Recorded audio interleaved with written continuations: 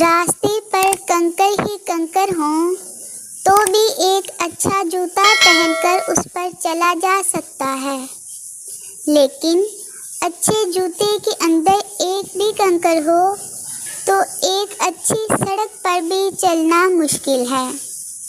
باہر کے چیلنجز سے نہیں، ہم اپنے اندر کی کمزوریوں سے ہارتے ہیں۔ کسی نے پوچھا، سب کچھ جان کر بھی چپ کیسے رہ لیتے ہو؟